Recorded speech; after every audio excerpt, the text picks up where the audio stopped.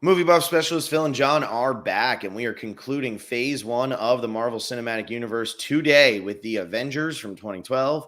And we're going to talk about Gran Turismo, based on a true story. Racing is life. Simulation. Racing is life. Racing is not a game, it's life. 2023. That's the full title, I think. It's very subtle. They don't really hint at it much throughout the movie. But here we are to break down both of these movies, which this will be the probably the worst two movies we talk about in a podcast where we universally hate them. Like, I gave John a hard time for Columbus. He gave me a hard time for my Whit Stillman likes back when we were doing our top 100 movies. But we both, our high rating this week was 1.5 stars. This is going to be a lot of fun. And I am curious, John, to see, because I don't know. I don't know if we've ever discussed it, but I'm curious to see if you like the Avengers in 2012 and how it has grown over the course of the 11 years now that Marvel has just dominated the universe. But we're going to start with Gran Turismo, which it's Gran Turismo. I keep saying Turismo, but Gran Turismo with Nissan, as Orlando Bloom calls it over and over again in the movie, not Nissan, which really just confused my American brain where everything is Nissan every day. And I don't know if anybody knows, but Gran Turismo is a simulation. It is not a video game. It is a simulation. It is real. It is like real life, blah, blah, blah. This movie has a good story. And this story is told in arguably the worst possible way. And for the first hour and 30 minutes of this movie, I did nothing but cringe at the screen. And like, you know how like when something cringy happens because we're millennials, we like want to look at our phone. You just want to be like, okay, like even if you're like, what time is it? Just like a safety mechanism. I wanted to look at my phone so often during this movie because I was so uncomfortable with the seriousness of the way they were delivering the absolute cheeseball lines that they were delivering. So anyway, hello. Yeah, this movie was atrocious. Like, there's no other way to put it. Like, I rated it lower than you did. Mm-hmm. And when you saw it, you was like, 1.5. Oh, what am I getting into? And like, oh my God, this is actually worse than Phil said. Mm-hmm. Because it is, like you said, it's a very compelling story. I think like Jan's story is so interesting, but it's constructed in a way that makes absolutely no sense. I got out of the movie and I turned to my brother-in-law and I said, there wasn't a single relationship in that movie. Mm-hmm. And I don't know how that's possible. He's in love, John. He's in love with that Audrey girl who he doesn't stop looking at on his phone. LOL, smiley face. But even then, like, sure, whatever. We get that story, which unneeded, not necessary to the film at all. There's no relationship between him and his father, which is supposed to be an emotional point in the movie. There's no relationship between him and the coach, which is supposed to be an emotional point of the movie. There's no relationship between him and any of the other racers. There's no, like, I don't understand how you make this movie and you don't just go, okay, it's based on a true story. It doesn't have to be exactly what happened. Just embellish things a little. Like, give us a little bit of back and forth so we care about anyone in this movie. Yeah. No, and like, I think that's what bothered me the most. And the thing is, I understand that the visual effects are like good, air quotes, but we've seen racing movies so much now in the recent years, whether it be Rush by Ron Howard or Ford vs. Ferrari, which was an Oscar-nominated movie. And we see these racing movies, and at the end of the day, hearing vroom, vroom, vroom, vroom, vroom, and they put the camera low, like, it's honestly not that hard to do. I'm sorry, but like, if you're a good action director, we've seen the Fast and the Furious do it since 2001. Like, there is so much ability nowadays. And they tried to be a little different where they were like showing first, second, third place, like they do in the Gran Turismo games and blah, blah, blah. And like the part where they show him like back out and he's sitting at his like little desktop or whatever. And he's playing. But while the driving sequences were fine, they were nothing groundbreaking. They were nothing extra special. There was nothing like awesome about them. And then when you add that on top of the fact that the relationships that are going on without the driving are absolute cartoons, it's really brutal. Like, it's a really bad watch because you might sit there and say, wow, okay, like, I hope he wins this. What's going on? Blah, blah, blah. Like, this is okay. Let's see it happen. But then you're like, why do I care about this kid? Like, I really don't care about this kid. Jaimin Hansu, probably with the worst role of his life. And it's not his acting that's bad. It's a terrible role. It's such a stereotypical, like, blah, blah father. And then you have, like, I really feel like David Harbour gave, like, an excellent performance. But he was reading off the back of a napkin at a Denny's the whole time.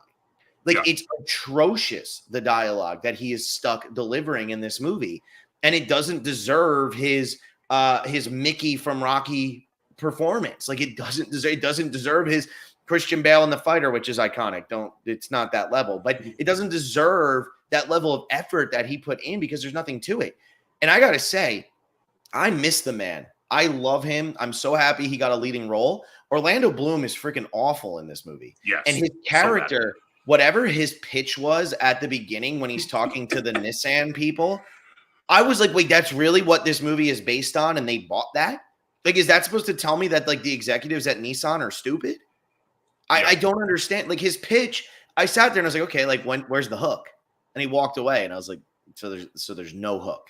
There is zero hook right now. Like, what is the point of this movie? And why couldn't it be a little bit more fleshed out? Yeah. Also, why is he presenting this pitch to 8 people in a massive auditorium? Yeah. Like there's nothing, and then they say it's something about there's not enough young drivers or something who want Nissan cars. Yeah, like Gran Turismo, did this make people want to go buy Nissans? I don't think so. I don't know. I don't know. Like, that's the big thing with this movie is, like, there's so many question marks about it. Even, like, in the like end title cards where it's like saying what, like, the consequences of these events are. It's like, this changed racing forever. How? Yeah. How did it change racing? What are you talking about? Like, are there other sim drivers? I think most racers practice on sims now. I think. I don't know. I'm not a race car driver.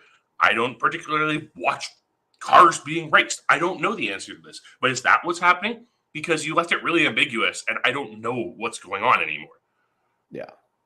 Yeah, and I think, like, again, like, I think the actors in this tried their best, but they were just given nothing. Because, like, the lead kid's, like, I don't think he's a bad actor. I think he's fine. He's serviceable in an action movie. But every scene is so, like, 1995 cliche acting and, like, dialogue and, like, where it starts and where it goes. The scene where, like, he's gonna, like, kiss the girl when they're at the bridge, and then the cops come, and then he drives away, and then he peels out because he's not gonna miss his race the next day. Like, I was like, oh my God, what am I watching? Like, this is so cheesy. And sometimes cheesy can work. Like, sometimes it depends on what it is, but, like, with sports movies, a lot of times they do have really cheesy moments. But I don't understand what a lot of the cheesy moments in this movie were trying to prove towards the overall storyline of this movie. Because really, if you break down the story for this movie, this is about a marketing executive who is trying to get people to buy Nissan cars. So he uses sim drivers. Does the marketing executive succeed? I don't know. Like, I know that the kid wins the race and wanted to be a race car driver. I don't know anything about any of his other race car driving buddies or evil ones. I know Kappa is the meanie weenies of all time. They certainly aren't nice people. But I don't know anything else that happened in this movie. Like, I don't know. Like, what's the through line? Like, what is the end? Did Orlando Bloom succeed when he's running up and, like, being like, we need to stop this or get him in the car, whatever the nonsense moment of this movie is? I don't know. Like, it just, and, like, I didn't buy that he was that bad in front of a camera. I didn't buy that the other kid was all that charismatic in front of a camera. Like, I don't know. I don't know. And I don't know who wrote this. I mean, this movie was supposed to be writer strike. Well, this movie started production in 2013 and has had 3 different scripts. And this is what we landed on. That's what always happens, man. We talked about that with Demeter, right? Like, it's the same thing. Like, what does it go through in that in-between phase? And it starts with Jason Hall, who did American Sniper, and Thank You for Your Service.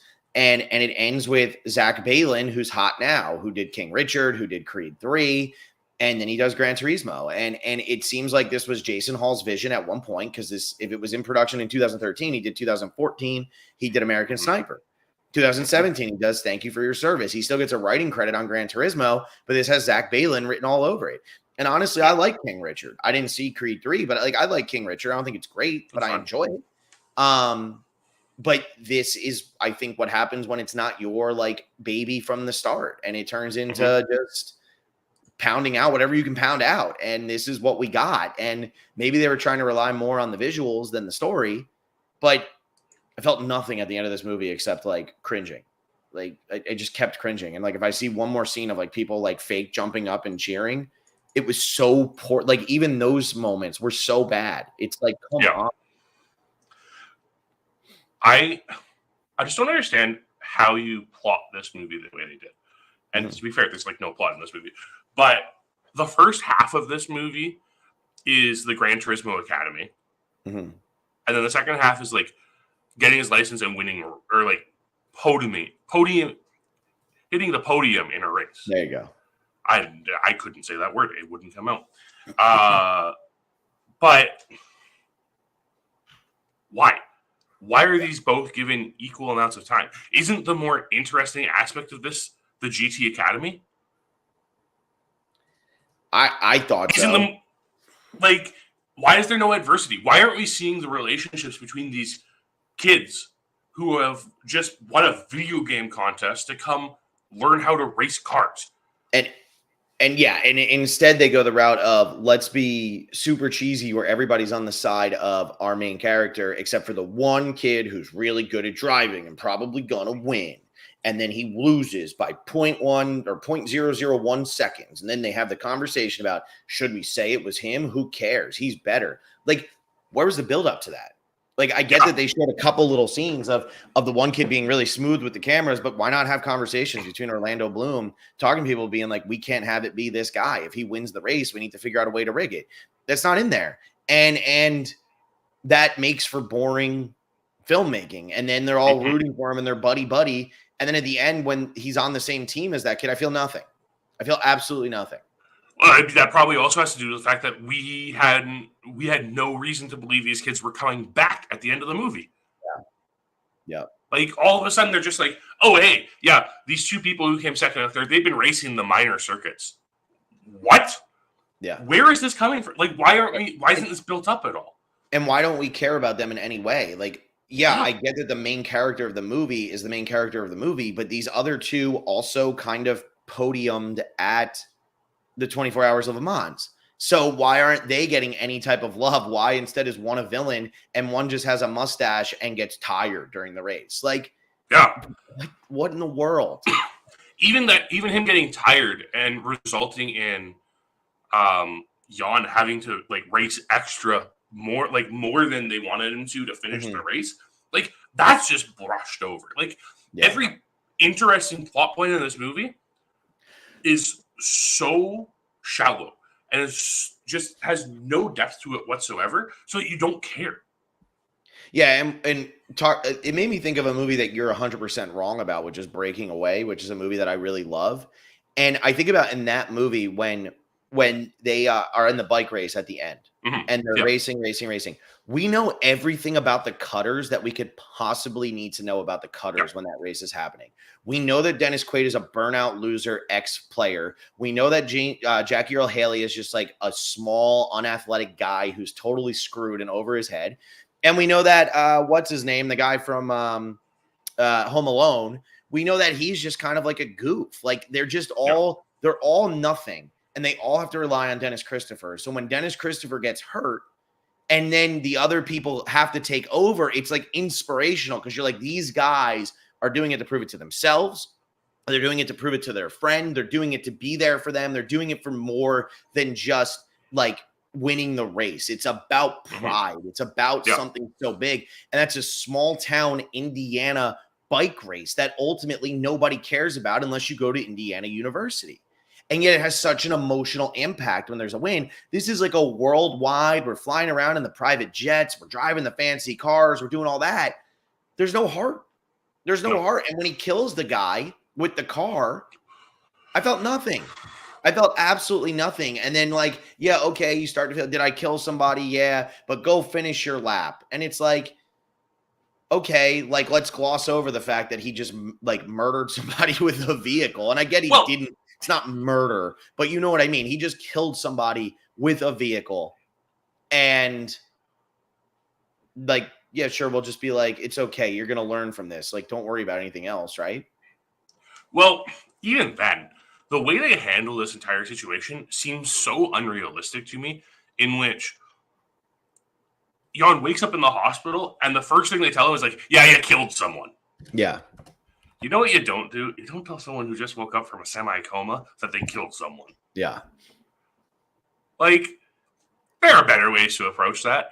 And it seems like the movie did it this way in order to, like, brush past it.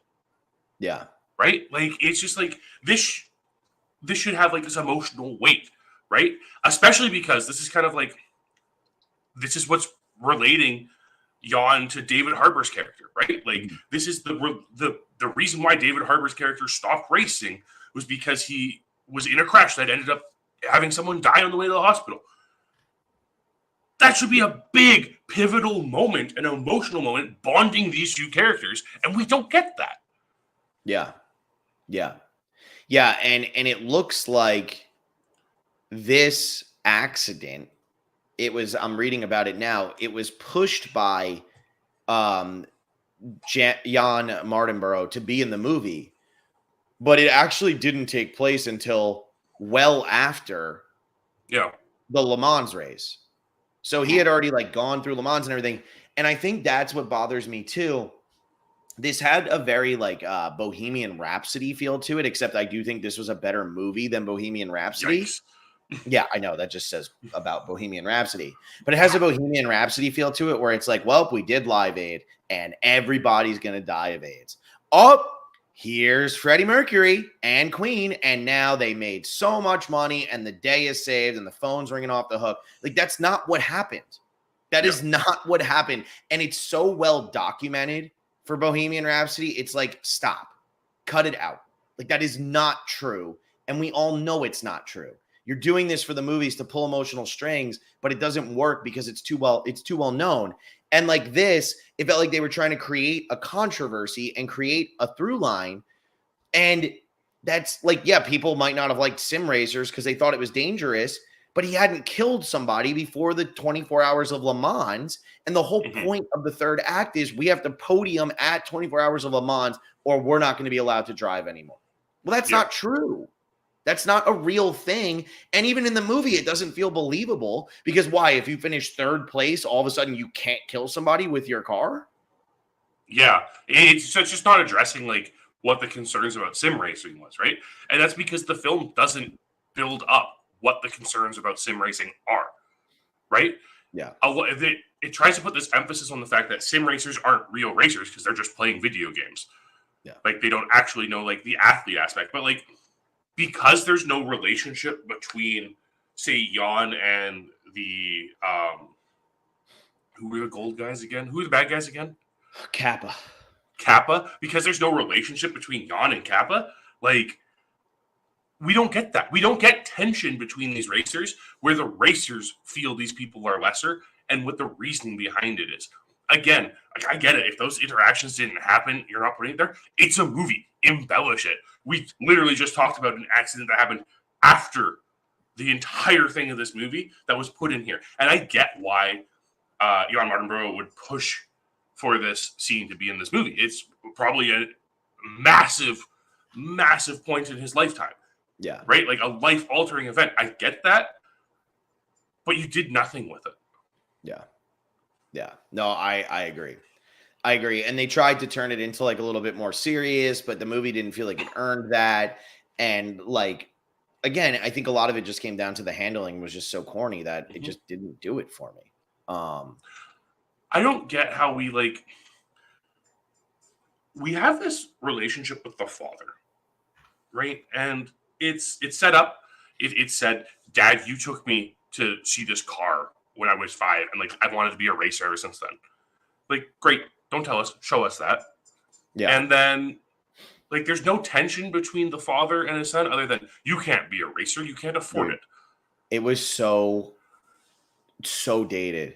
Go outside and play soccer. Don't play video right. Is it 1997? like by the mid 2000s, late 2000s, it was pretty well established that you could make money playing video games. And this movie is supposed to take place in like 2011, 2012, 2013. It was very well established. You can make money playing video games by that point. Like, but you should play soccer, one of the least profitable sports, if you don't make the top leagues. Like, are you out of your mind? Like, give me a break. And so, like, it just felt so cheesy. And it felt like me having an argument with my parents when I wanted to sit inside on a Saturday when it was 72 degrees outside. And like that was like an issue for them. Like, yeah, maybe when you're 5, because they don't want you to just drink soda and do whatever. But like, if you're like, do you really care what like your 17, 18-year-old kid wants to do? And is him playing video games rather than playing soccer really the reason why he's going to be a failure at life? Like, are you kidding? There's a lot of people who go outside and play soccer with their friends on Saturdays and Sundays who don't succeed. Like, what are we talking about here? It just like, build that up, because that should, again, it should be this emotional point in this film, right? This is the emotional tension, is the fact that Jan is going and proving his dad wrong, right? He's proving him wrong. He did it. He went and he is racing for an actual, like, big name team. That's a big deal. And it's like, we get like this one scene at the end of the movie where it's like, you did it. Yeah. We don't even get like I'm proud of you. No, it's I'm so proud of you, son. And he goes, no, Dad, I'm proud of you. Yeah. And like I felt like it was that meme where it's you're giving up your dream, Dad. No, I'm giving up your dream, Dad. Like that's what this felt like. It was like, here's the sledgehammer, bang, bang, bang, bang. I'm just like, my God, save my skull. I don't need this. How many movies, even like I guess let's go back to the example you've already given, Breaking Away. How much tension in that movie is brought from the son and the father's relationship? It's amazing. Yeah, it's what the movie's about. And this movie doesn't do it. Again, it just neglects all relationships. Another thing that really bothered me in this movie, there is no semblance of time in this movie. You have no idea what the time frame is with this movie at all. Mm-hmm. Mm-hmm. Like, first off, it doesn't establish when it's taking place. Yep. So you're like, okay, I guess this is happening. I think it's happening before whatever version of Gran Turismo they were using was even released. I'm pretty sure. Yeah. And then like we get to the GT Academy. How long is that? In the movie? No, well, not in the movie. Like actual time frame. Like I have no idea. How long is this? What period of time is this happening over? No idea. And then there's one point where we get some semblance of time, and it's when Jan is doing his signing bonus for Nissan, and they say he did it in a year. Yeah. And it's like a year since he started GT Academy, a year since like the racing circuit started. Like, what are we talking about? Yeah. And there's no semblance of time in this movie, and because of that, you just lose a lot of your investment in it. You don't know what's going on. Yeah, I know. I felt the same exact way. I really do feel the exact same way. I don't know why they chose to omit the time frame, and like this is going to be a grueling year of the GT Academy. That's cool. I mean, that's like a boot camp. That's, build it up. Let's go. But instead, they decide to not tell us. I had no idea it was like 2013. And I think it's important too to tell us what year this is, because if you don't play the Gran Turismo games, or if you tried to play them and found them to be horrible, like I did, like I found them to just be so boring because I don't want to be because it's a driving simulator. I was so bored. I'd go play NASCAR 2005 so I could beat Jeff Gordon and start crashing everybody, make them explode, and then keep going. But with how far advanced technology has become, and because there was such a different view on video games, like I was saying, in the 90s and very early 2000s than there was in the late 2000s, and how people could profit off of it and how it was done. Because by this point, I mean, he literally has bought a car for himself that he drives in his house. In 1995, I was playing Crash Bandicoot on a PS1, and the thing would freeze every 20 minutes. And if I didn't save, I lost my progress. There's a gigantic difference between those two things. So with how technology has advanced, with how consoles have advanced, with how video games themselves have advanced, you can't even play the first Gran Turismo anymore. It's not worth it. It's pretty bad. Yeah. Like, how do you omit that when it is so integral to the progression of everything and the importance of why this is important? Because if this story takes place in 2021, I don't care, because we already know that like people can like that video games and stuff have become so much better and that you can use like VR and things like that. If this happens in 1995, I think it's epic. If it happens in when it did, I'm like, yeah, that's pretty cool. It's a good story, but I don't know why they chose to omit it, and then also why they chose to jump over the gigantic leaps it made for the racing community. I just don't get it. Also, did you know GT Academy has been around since 2006? Yeah.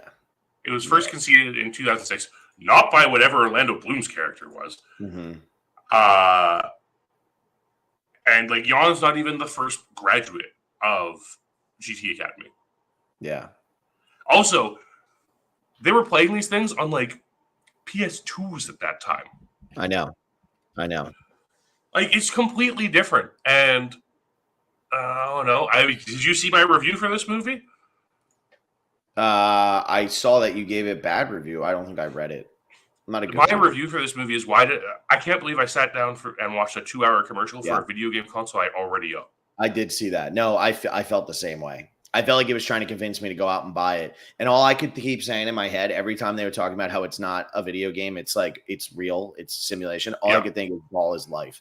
I literally just kept hearing ball is life in my head all over. Like, because I just wanted to change it to race is life. Race is life. Race is life. Like, I get it. But yeah, it really was. It did feel like a commercial. It did feel like a gigantic. And this was, to be fair, this was a movie that was not on our radar to watch. This was a movie that we were not going to do, but we didn't want to do the Equalizer 3 because we didn't want to watch the first two over again in the week. And this got moved around with dates, and things have gotten moved around a lot this year with release schedule because Barbie and Oppenheimer lasted so long. Now we have the Taylor Swift movie coming out in October, so that's moving around some things. So release dates are getting jumbled, and right now people are being a little more free-willing to do that because of the writers and actor strikes. So because of that, they're willing a little bit more to move things around because they realize they got to make money on these because they might not make money for a long time now. And so they're trying to make sure they get it. And we just saw The Exorcist, The Believer moved up a week. So it's not coming out on Friday the 13th anymore. It's coming out on October 6th. So we can get the money before the Taylor Swift Eras Tour music video comes out, which I don't understand. Like, I get the Taylor Swift love and I get wanting to go to her concert. Like, I understand that. But like, going to a theater to watch somebody sing songs is not as fun as you think it's going to be. And I used to do I went to one of the Fathom events for the Dave Matthews Band. And it's it's literally them playing a concert, but you're not at the concert. You're in a movie theater watching a concert. It's not as exciting. So look, the Swifties are the Swifties. It's going to happen. I don't really care, but it's moving things around. So Gran Turismo wasn't really on our radar. It was a movie we really didn't want to see. And the reviews on it really aren't that bad. And I wonder, how are the reviews on this movie not that bad? And are people still in love with Neill Blomkamp? And I don't want to go too much longer on this movie because I want to move on. But Neill Blomkamp, I can officially say, is not a good director. No. District 9 on the rewatch did not hold up. I used to love that movie, but does not hold up. Chappie does not hold up. And Elysium is not a very good movie. And this is his fourth big time movie. And I'm over Neill Blomkamp. I'm over him. He was a hot thing with District 9. He was only 30 years old when he made that movie. A lot of young talent there. Because even though District 9 doesn't hold up, it's still an entertaining movie. It's not as deep, and they break the what do you call it? The mockumentary style for no reason.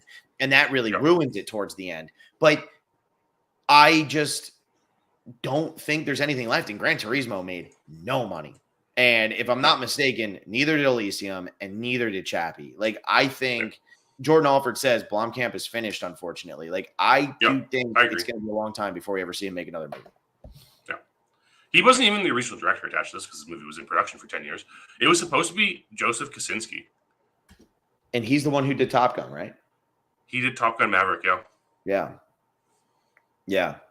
I mean, who knows? Maybe that would have been better. But I mean, also the strength of Top Gun Maverick isn't the script, and the weakness of this movie. Really, the direction isn't the worst part, But the script is so There's some bad. pretty bad direction in this movie. And the director, well, I was just going to say, the director does nothing to improve upon any of that. No. Like, it's very basic. It's very, like, this does not feel like it was in the hands of somebody who's had a movie nominated for Best Picture.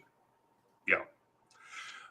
We haven't even touched on how terrible it was every time they put like race lines on a real track, or like they showed like a HUD when they were in the car. Like the video gaming of it was awful. I was okay when they showed like the position, like the little like not so blatant position that they would put over the car sometimes. That was fine. But like every time they put a race line, or God forbid, when they're in Le Mans and there's like the deconstruction of the car to him sitting back in his bedroom and like flashing back to a scene we've already seen in the movie, it's like, I don't care. This is awful. Yeah. This is such a terrible decision. How did this get greenlit? Yeah. And even then, you don't even want to move on. You just want to keep ripping. You're going. I do want to rip just a little bit more, because the thing with Orlando Bloom's character and the pitch to Nissan, I get the PlayStation Sony probably didn't want to put in anything about like being pitched themselves this idea. I think it was kind of necessary for this to make sense, though. Like, wait, oh yeah, I get what you're saying. Like we needed like the Nissan pitch. We also needed the PlayStation, like the Sony pitch. We needed the pitch to Sony of like, this is why these two companies can work together to achieve these common goals, right? And like, what are each of them getting to? Because there are PlayStation logos slapped all over this movie, and never a mention of the word PlayStation. Yep. No, sorry. There might be one mention of the word PlayStation, and it's by his dad saying he doesn't understand it still. Yeah. It doesn't make sense. Yeah, and maybe PlayStation didn't want to, because right at the beginning of the movie, you see a PlayStation production. It's just slapped right there on the front. Yeah, maybe. So, I don't know. I just think it would make more sense. I think there's, like you said when we started this is a good story.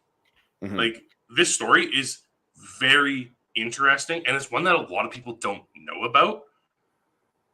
If this was written like almost any other sports movie, this could have been a very compelling film. Yeah.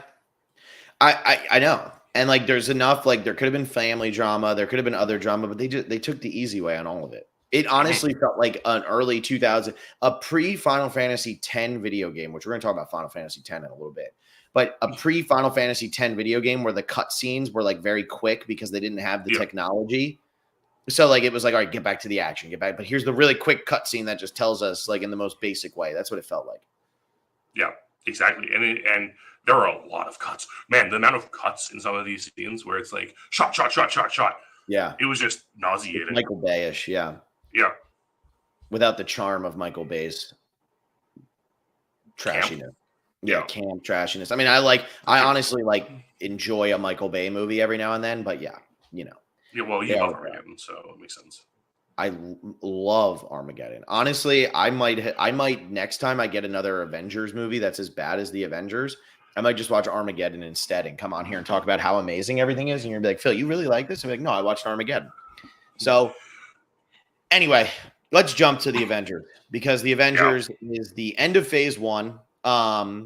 Insanely hyped when this came out. The reviews on it were astounding. All of the Avengers get together to be friends and fight the evil.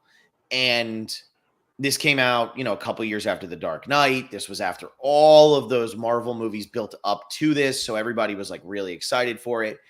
And I get it. I mean, it made a boatload of money, because this was honestly like the culmination of a lot of people's childhoods from so many different generations coming together and being like, wow, they pulled this off. And I went into the theater and I remember watching it after seeing all the hype. And I was in college and I was like, wow. After it ended, I turned to my friend and I was like, I think that was good, right? And he was like, yeah, it was all right. And I was like, okay. And then the more I thought about it, I was like, that movie was terrible. And that was the last Marvel movie I watched until Black Panther came out, and Black Panther was nominated for Best Picture. I avoided every other Marvel movie because if that is what people were going to consider good And I'm not just talking good. I'm talking on IMDb. This was a top 10 movie for the longest time. I don't know where it is now. I don't go on IMDb. But that was a top 10 movie for the longest time. It's in like the 90% on Rotten Tomatoes.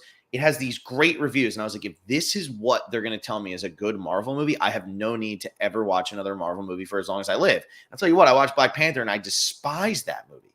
I hate that movie. I don't think there's like a redeeming quality about it, except that if you had well, the one part of that movie that is redeeming is Michael B. Jordan and Chadwick Boseman. Their performances are very, very good. They really are. And especially Michael B. Jordan, he is a very compelling character. That's the only thing about that movie I like. But when I watched this movie again, I was like, all right, try to have an open mind. Captain America really, really was a lot better. Like, it was a really good movie. I really loved Captain America. I was like, just try. That was one of the longest 2 hours and 20 minutes of my life. I mean, it's 2 hours and 20 minutes. Like I woke up yesterday, I watched it, and then I drove to Orlando for Halloween Horror Nights, which is about a 2.5 hour drive from my house. We did Halloween Horror Nights, and I drove back. I would rather drive 2.5 hours to Orlando and then not do Halloween Horror Nights and drive back 2.5 hours than ever watch the Avengers again for as long as I live. That's how I really. Well, anyway, what do you got, John? Because did you like this movie when it came out? What was your experience the first time you watched the movie? I did like this movie when it first came out in 2012. I saw it twice in theaters. But albeit, I was a comic book nerd. I was the type of person who read comic books. I was really into comic books. And I think one of the reasons why we were tricked into thinking this movie was so good was because we didn't have this oversaturation of superhero movies at the time. Yeah. And that's really what it comes down to is, and it's because that was something that had never been done before, right? We are now at a point where we have 4 official Avengers movies, 5 if we count Captain America: Civil War. We've seen this over and over again. It's not as big of a feat as it was in 2012. Mm-hmm. It's not this spectacle anymore. But as someone who had been watching these movies over the preceding 4 years, building up to this, watching Captain America: The First Avenger in 2011 and seeing that trailer for the Avengers afterwards, it's hype. It's so hype.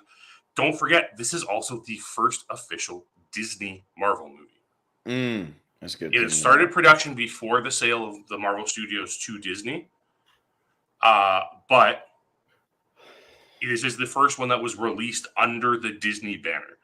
And I think that is really important. This movie's just written very poorly. Let's just get there right away. The dialogue in this movie, abysmal. So bad. It's Joss Whedon trying to be Joss Whedon of 20 years earlier, and it's not working. Yeah, I mean, I've always said that Joss Whedon could be the most overrated human in Hollywood. I really think that. I never liked any of his stuff. Now, granted, I never watched Buffy the Vampire Slayer, but I did watch Firefly, and I'm glad I kept my eyes in my head after watching that nonsense. That was another one that was so overpraised. Serenity's okay. I know The Cabin in the Woods he had a part in, but I always say, that's a Drew Goddard movie. Though. Yeah. And the same thing with Toy Story. We got his Oscar nomination in 1995. Yeah, he didn't really write that. That was definitely more Andrew Stanton and Joel Cohen, and Joss Whedon was there, and he got his Oscar nomination. Good for him. But Joss Whedon became this fanboy love. He ruined, Alien 3 wasn't very good, but his screenplay for Alien Resurrection, which is directed by one of my favorite directors of all time, and Jean-Pierre Jeunet, is terrible. Atlantis: The Lost Empire is flat out bad when you rewatch it now. Titan AE does not hold up. He hasn't actually written that many good things. He just hasn't. And I don't understand why he always got so praised, except for the fact that he just had his fans. And when I watched the Avengers, when they let the Avengers just be the Avengers, that's when the movie's at its best. When Chris Evans and Robert Downey Jr. are allowed to just riff with each other, that's when the movie's at its best. But it's the dialogue that is also trying to forward the story that is just terrible. Like, it's just so bad. It's so on the nose. It's not as good as they're trying to make it seem, and it's not as witty as they're trying to make it seem. No. There's a couple solid one-liners in this movie, but a couple solid one-liners in a 2-hour and 20-minute movie about superheroes is not enough. No. Also, there's a story in this movie. That's my biggest complaint with this movie is there is no story. There is no plot to this movie story. whatsoever. No. It is literally just like, hey, there's aliens coming. That's the movie. That's the entire movie. Yeah. It's built on the fact that like there's no consistency in any of the characters in this film. Nothing that really bridges them to their previous characters. The closest I would say is Tony Stark's character. Because Tony Stark's character, like I think Jon Favreau's writing style is very similar to Joss Whedon's writing style when it comes to like his characters. So I think we kind of that translated well. But like, what's Loki's motivation in this movie? Mm-hmm. Right? Like the Loki we just saw is such a proud man. Why is he like working for this random person we don't know? Like what's going on here? There's no explanation. No, there's no explanation to what the motivations are here. All of a sudden, Loki wants to rule Earth for some reason. He despises Earth. Like the entire time, he talks about how much he hates Earth. Like, why does he want to rule it? What is he gaining out of like doing this for this like big shadowy bad guy? Who is this big shadowy bad guy? That's right, Jordan. He does lack conviction, which we learned in Gran Turismo means you can't pass someone. You can't pass someone. Exactly. But no, I totally agree. Loki's I think Loki is one of the most interesting characters in the Marvel Cinematic Universe. We talked about that when we talked Thor, and I thought the biggest problem in Thor is that they don't let Loki be the big bad. They have too many bad guys in that movie. Yeah. And this one starts off with Loki getting the staff and going in and being intimidating, but we know he's not the bad guy. And like he's not the big bad. And we already know who Loki is. So when he comes in and he's trying to be conniving, and we literally get the exact shot of Heath Ledger sitting in the jail cell looking up maniacally. It's the exact shot. Congratulations on copy and pasting. When you do that and Loki doesn't, like, we don't know what his motivation is the whole time, and we don't really know with the Avengers. It's like, okay, they were assembling the Avengers. Mm-hmm. But we don't really understand, at least I didn't understand because I'm not a big comic book nerd. They were assembling the Avengers. Did they know something like this was going to happen? Were they preparing for something like this? And all of the Avengers who have been assembled, so they've never met each other, at least most of them. Now they're all meeting each other. Now they're talking. It takes 30 minutes to get Thor in the movie. It takes 23 minutes to get Tony Stark in the movie, which is a big deal. And it jumps all over the place. And really, like, the Avengers early on, they're all just kind of like moseying. Yeah. And I almost feel like there needed to be more purpose because we already know that they've like become a part of the Avenger Initiative. Start the movie with, instead of Nick Fury like having the thing gets stolen from Stellan Skarsgård and somebody else, and then Nick Fury can be the guy who calls them in and says, look, you're all here now. Instead of spending time going to find them, we just watched 5 movies of people going to find them. Like, I already just watched that happen. Mm-hmm. I actually think one of the, and like this might sound very blasphemous, I think I love Samuel L. Jackson as Nick Fury. I think he's one of the best casting in all of the Marvel Cinematic Universe. And part of that happens from the fact that like the Ultimate run of Nick Fury, which introduced this version of Nick Fury, was based off Samuel L. Jackson in the first place. So the casting made total sense. Nick Fury is not needed in this movie. No. This movie would be so much better. Were such a waste. Yeah. This movie would be so much better if these heroes, rather than there being some overarching Avenger initiative, which was set up previously, so like we knew it existed already, so you couldn't do it this way. If these heroes just like organically came together and had to face something that individually they couldn't defeat, the movie would have been 100 times better. Yeah. Yeah. And like they're all talking about like we need to be together to defeat them. Loki knows that if we're individual, he'll beat us. And it's like, why does Loki know so much about all of you? Why does he know about Captain America? Why does he know about Iron Man? I think the insinuation is he learned it all from Clint Barton. when he like mind controlled him. Okay. I think that's the insinuation because They I could had have the had exact that same scene. thought. I mean, there's enough exposition dialogue. They could have had that scene, right? Yeah, absolutely. Something that like explains what's going on. Like, because we get to the point where Loki's captured and Natasha's interrogating him, and she finds out that like his plan is to trigger the Hulk. Yeah. How does he know what the Hulk is? Like, we don't know. Yeah. Like, Yeah. you're just like assuming. And like, I think in 2012, because of the spectacle of it all, we were very forgiving to these little plot inconsistencies. Mm-hmm. But in retrospect, 11 years later, we've seen way better superhero movies come out than the Avengers. It's just kind of unforgivable at this point, where it's like, why were we so willing to overlook these little details, which a more skilled director would ensure are in his scripts? Yeah, and they're not little. I mean, I think what aggravated me the most with this movie too is, so this came out the year after The Dark Knight Rises. Now, The Dark Knight Rises, I thought it was the same year. I thought The Dark Knight Rises was 2011. Maybe it was 2011. Maybe that's right. Hang on, let me look. Maybe I'm just remembering things wrong. Oh, no, you're right. It was 2012. Yeah, So you're okay, right. same You're time. right. Yeah. Same year. The Dark Knight Rises has a lot of flaws. It has a lot of flaws. The Dark Knight is a masterpiece. The Dark Knight Rises has a lot of flaws. But when The Dark Knight Rises came out, that movie was nitpicked to death. Yes. It was so we can't hear what Tom Hardy is saying. This character doesn't make sense. They butchered the one character. Why didn't they do this? Why didn't they do that? Blah, blah, blah. I mean, it was nitpicked relentlessly. And I'm not sitting here, I'm not a huge Nolan defender anymore because, like, you know, I liked Oppenheimer a lot, but, you know, it is what it is. But the fact that these came out the same year, and we were supposed to sit there and be like, wow, the Avengers is a masterpiece of film.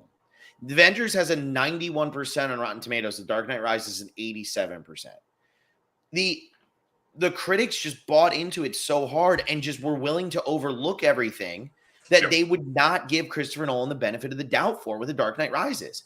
And that, to me, just proves how much better the Christopher Nolan movies are than the Marvel movies, because there were not as high of expectations with the Marvel movies. After The Dark Knight Rises needed to be a masterpiece, and it wasn't, so it got nitpicked to death.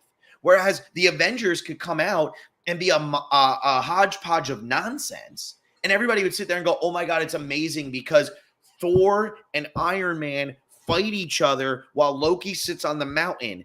And they just keep beating each other up, and Loki's just sitting there, and then Captain America has to come over and be like, guys, don't you understand that the bad guy is on the mountain? It's like, oh my God, like, what am I watching? And it's so, we talked about it, Gran Turismo, it's so corny. And I talked about it in Captain America, the First Avenger. I am okay with corniness in comic book movies if it's comic booky, because it should be comic booky.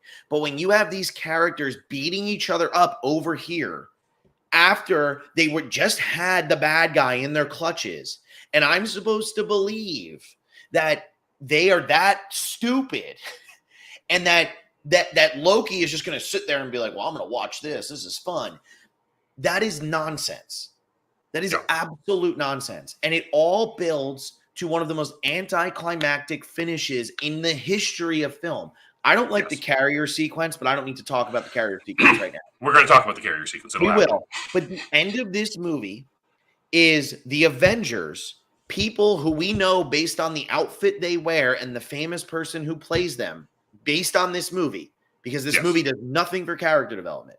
Yes. That's how we know them, are fighting people that I don't even know the hell the name is, because you do, because you watch this stuff and you pay attention to this stuff. Yes. And the first time I learned that they were the Chitauri was when I looked at your review, because I think they say it maybe once or twice in the entire movie. We are watching them fight a bunch of nameless ones of those while Loki takes a back seat in the corner and the big bad never shows up. Yeah. For 40 minutes. That makes sense. Yeah. And it's just like, this movie is like 80% action sequences, and I don't think if you sat people down to watch this movie who loved this movie when it came out, I don't think anyone can be like, this movie is so amazing. Yeah. I mean, there's some who will. There are, for sure. And I do think this is your thing, but I just can't do it. I think it is getting to, I know within like my circle of friends and stuff, like a lot of people are much lower on this movie than they were originally. It's just, I don't know. There was one logical person in this entire fight sequence at the end, and that was the cop who was like, "Why would I listen to you? You are dressed in your underwear." Yeah. Yep. That And was then one he of the only like, parts where I chuckled a little bit, but it's still yeah, and then he dumb. like completely goes back on it. And it's like, no. You should still be asking, why should I listen to you? And why are you like so strong beating up aliens? Like, what is actually going on right now? Because the world here doesn't know Captain America exists. As far as they're concerned, Captain America never exists, and he was a product of wartime propaganda. Yeah. Yep. And I think the other thing is like this to me the whole time I was watching this, it felt like a TV show with better costuming. Yeah. I wouldn't even at this point I wouldn't even say with better CGI because the CGI is like whatever. But it was like a TV show with better costuming. And a lot of the dialogue, like we were just talking about, like all of those scenes right there, it felt so TV show-esque. It didn't feel like a movie. It felt Well, that's because so Joss TV Whedon show. is a TV writer. I know. Wait, hang on, John. Sorry.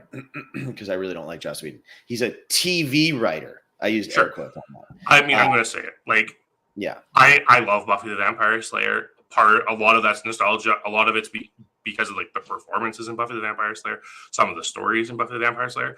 But it's a TV show. Joss Whedon didn't write the entire thing. Yeah, exactly. He created it, sure. Yep.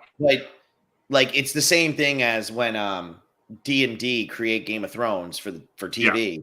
They get all the flack when it starts falling apart at the end. And yeah, they were the showrunners. They should have done more.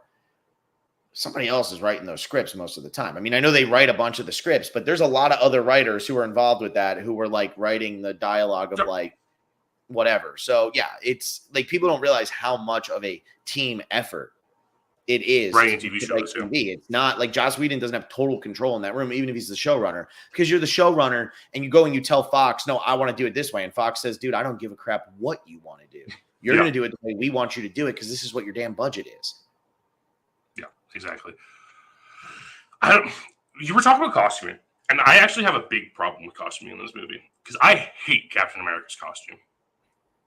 It is I just like so Chris bad. Evans. He's the only part of the movie that I did like. But even his character isn't consistent with what the character that we saw in the first movie. Now he's kind of like this like man outside of time, and they're like making fun of the fact that he's outside of time with like the I got that reference and stuff like that.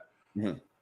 And he isn't like the Boy Scout, right? Like Boy Scout Captain America that we saw in the first movie wouldn't be like, oh, maybe Tony is right, and I need to go look to see if they have these Hydra weapons that they're hiding and stuff like that, right?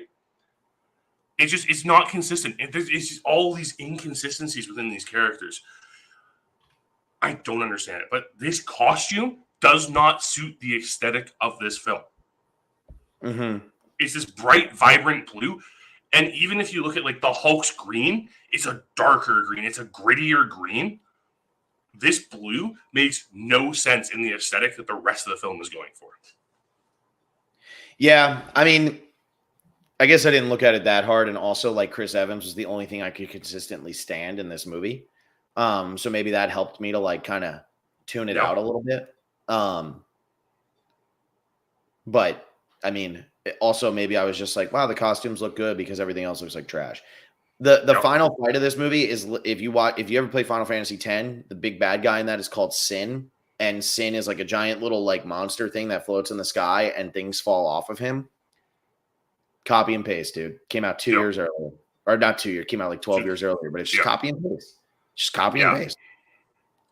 It's like the same thing.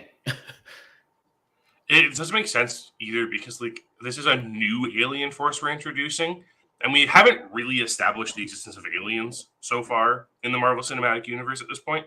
We kind of did with like the Asgardians and stuff, but like it was so subtle that you weren't quite sure.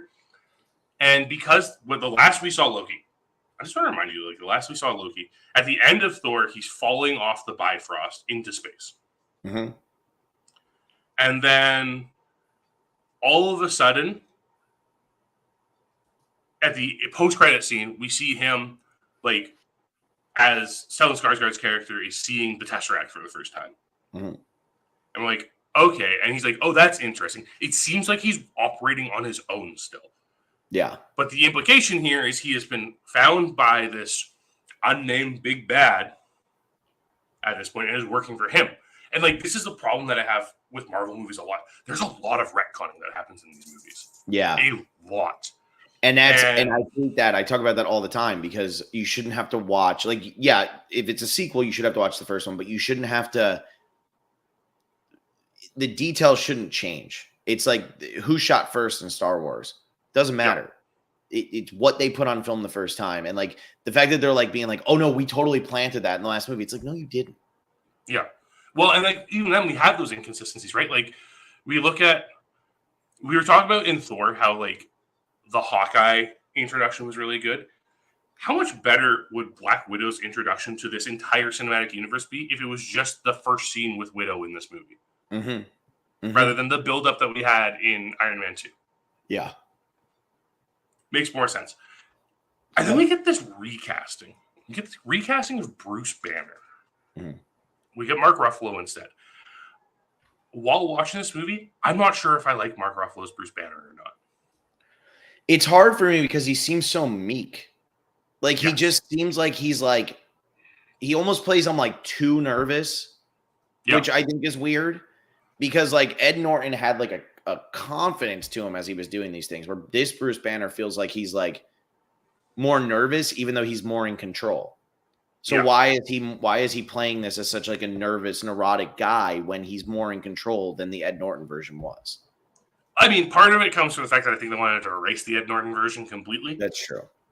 But then also I have a big problem with this though too, because he's the only one who doesn't, he's like not willing to admit that he should be questioning what's going on with Nick Fury when they're talking about that. Like if he's as neurotic and everything as he is, and he is like more meek, you would, I don't know. It just feels.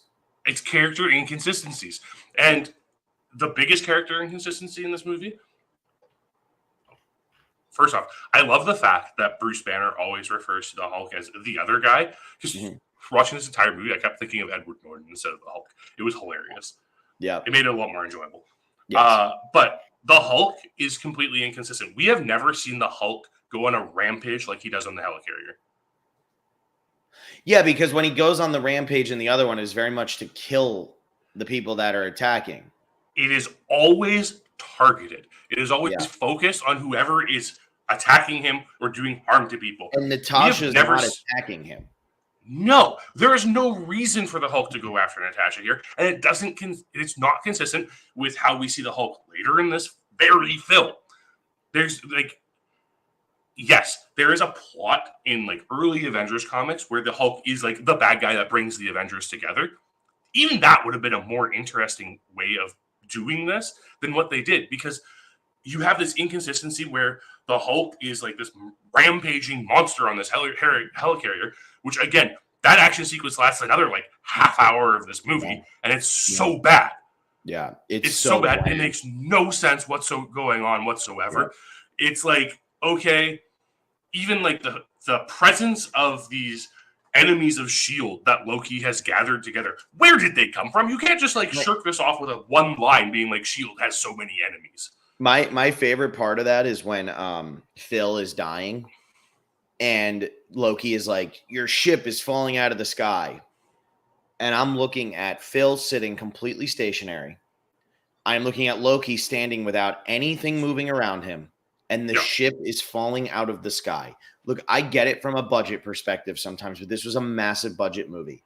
What in the world? Like, nothing, like, people, again, going back to like how people will choose what they nitpick, and it drives me nuts. Because Game of Thrones, Cersei and Jaime are standing in one spot when the ceiling falls. And then the next episode, they show like, oh, it wasn't over there. It's a budget thing, right?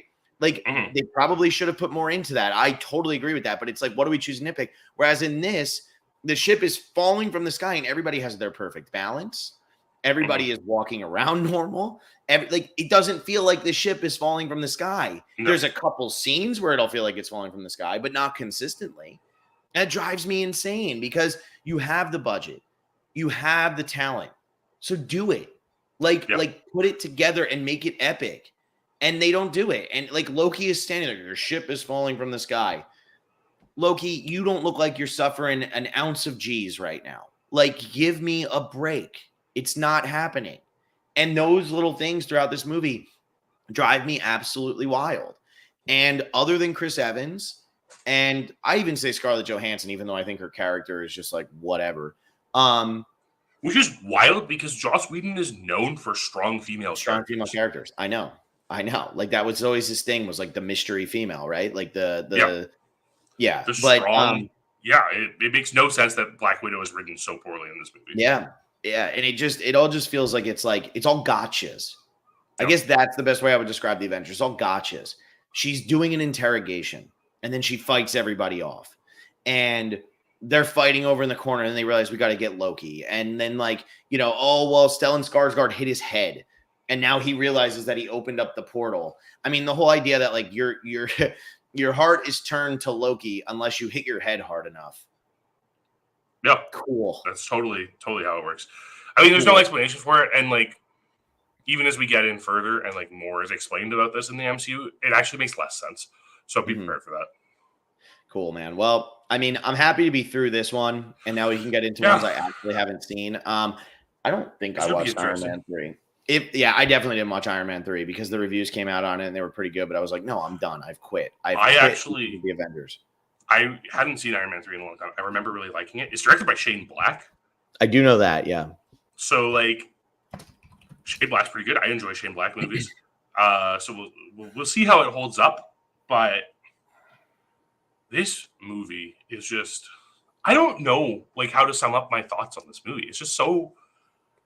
It happened. It happened. Yeah. It was a cultural phenomenon. Everyone flocked to the theaters to see this movie. People loved it. And, like... Because people loved it so much, we got what we get later on, right? Like, if we look at, now that we're looking into phase 2, we have a new Iron Man, Thor, and Captain America movie. We have Guardians of the Galaxy, and then we have the next Avengers movie. And that's it. No, Ant-Man ends phase 2. Oh, Ant-Man ends phase 2. So we get Ant-Man afterwards. So we're not even really introducing new characters at this point into this MCU. So, but we're at the point where they realize they can start introducing new characters. Yeah. And this is like the part where the MCU starts spiraling. And it doesn't start really spiraling until phase 3, but we're getting there. Yeah. I can't wait. I love it. Not to mention the weirdest thing that came out of the Avengers. So Phil Coulson is actually probably one of my favorite Marvel characters. I think like Clark Gregg's great. Yeah, Clark Gregg plays it well.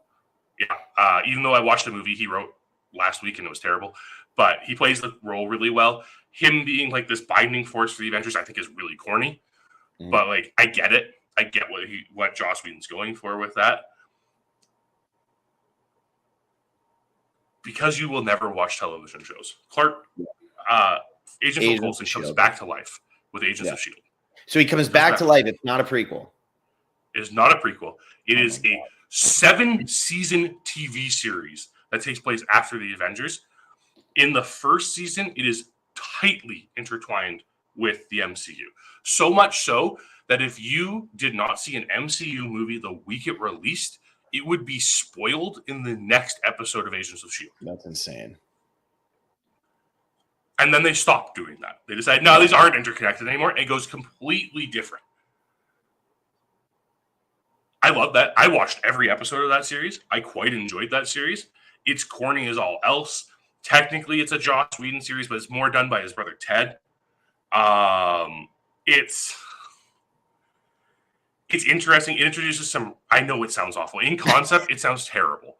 Thank you, Raptor. You said what I thought. But like, I mean, Ming-Na Wen is like one of the main characters in that show, and Ming-Na Wen's great. It's an interesting show. It goes all over the place. It introduces some weird Marvel characters who the MCU has just ignored since then. But I don't know. This is a point where they tried the TV thing. Agent Carter came out pretty soon after this as well, and that was like pre-streaming. So that was like their ABC shows, right? Before they switched over to the Netflix shows, which don't exist anymore, but are back to existing again. It's very confusing. This is just like the turning point where the MCU goes way too wild. Yeah. Yeah. No, I get it. And I think it makes sense because they are like it was huge. You kind of had to do this, right? Like you had to Yeah. build up this. But I do think much like with like what a lot of Disney has done, whether it's Star Wars or MCU or whatever, they've just saturated the market with too much of the same stuff. Yep. And I mean, you look, No Way Home was a great success. Yeah, it was not a Back great when it movie. made the however much money lifetime. Yeah. But the recent one, like Black Panther Wakanda Forever, only the 7th highest grossing Marvel movie. That's pretty good, but 7th, not adjusting for inflation, and you're talking behind like the first Black Panther, so it didn't have the same hype there, and it was like behind it by hundreds of millions of dollars. Mm-hmm. I do wonder, like, will people ever tire? And they have so many lined up. I mean, Thor: Love and Thunder was, We'll the get closest there. thing they've had to a disaster. Wait till we get Phil. Just wait till we get to Phase 5 because it gets much worse than where we're at now. So we had that, and then oh my god, wait, where was what about Ant-Man? How little did that movie make? And then Quantumania. Yeah. Yeah, a movie that I for some reason saw in theaters twice. Nobody ever said you make good decisions, John. It was bad. Anyway, okay. Can we stop talking about this forever? Yes, absolutely. We definitely can. I think it gets out. It gets a little better next week. I don't know how much. I can't guarantee that it gets much better, but we get Shane Black, we get Guy Pearce. We get way too much Gwyneth Paltrow, but we have a non-Jon Favreau directed Iron Man movie. Cool. Well, I hope it's good, John. I really do. I hope it's good. I can't promise that. Anyway, the Ant-Man and the Wasp, the Ant-Man Quantumania movie was like the 50th or the 40th highest grossing of their movies. Like, anyway, Phase 5 hasn't been great.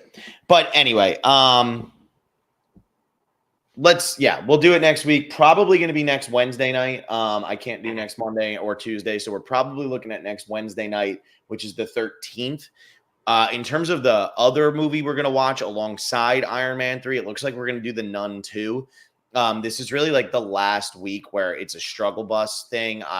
Barbie and Oppenheimer just murdered everything, and it made it really difficult. After this, though, we get The Haunting in Venice, which I think is a no-brainer. We're very, very excited for The Haunting in Venice. So we got to get through The Nun 2. It's spooky season. I mean, I went to Halloween Horror Nights last night, so I feel like it's spooky season. So maybe The Nun 2 will be pretty good. But even if it's not, it's probably going to be better than Gran Turismo. Fingers crossed. Has to be the worst podcast we do, John. It has to be. I hope so. I really hope so. My God. But anyway, okay. We'll see you guys next Wednesday, most likely. Follow us on social media. It's the Survivor Specialist accounts for everything, but we'll keep you posted if anything changes. And that's it. See you next week.